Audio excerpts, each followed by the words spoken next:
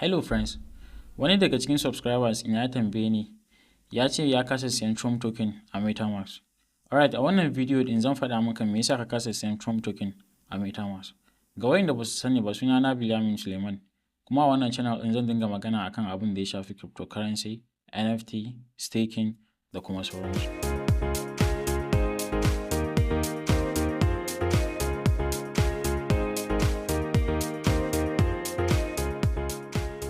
Ka kasa siyan Trump token ne saboda Trump token is under Solana blockchain.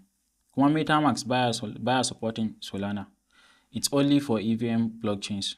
EVM stands for Ethereum Virtual Machine. Network kaman BSC, Ethereum, Matic, Celo da kuma sauransu su ne kaɗai za ka iya storing a Metamask. Metamask has its own different separate wallet. Akwai Phantom, akwai kuma Solfay. In kana so kai creating Solfay wallet, za ka yi downloading nashi a App Store naka ko kuma Google Play Store naka in kana amfani da device kenan.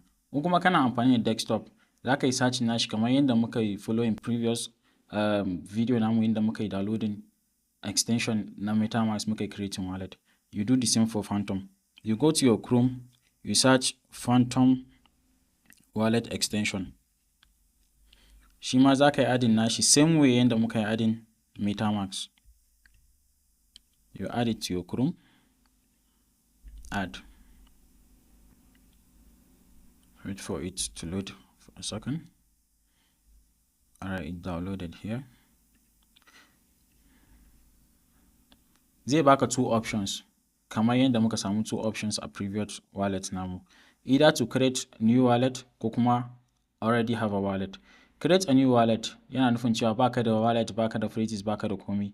Za ka yi clicking wannan kenan. In kuma kana da wallet already, kana so za ka import wallet naka, shine za ka sa I already have a wallet.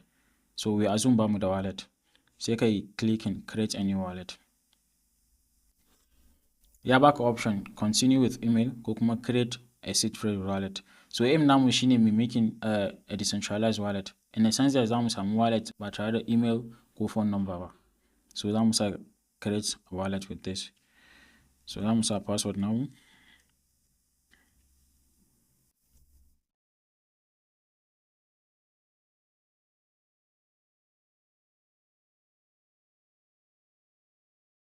Confirm the password. I agree to the terms. Continue.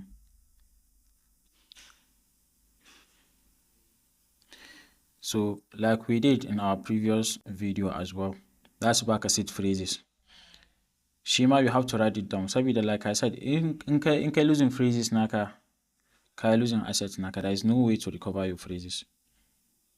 So we assume we write this down.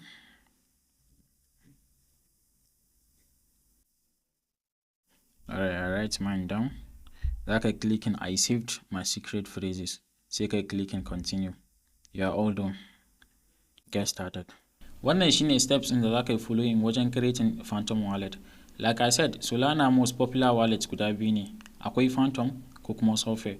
Kuma duka steps in da za ka yi following wajen creating wallets ɗin nan duka ɗaya ne. Decentralized wallets suna da one thing in common. Duka za ka yi creating nasu ne without phone number or email. They will just give you seed phrases and make sure to write them down. Saboda in kai losing one phrases naka, your assets are gone. So subscribe for more videos.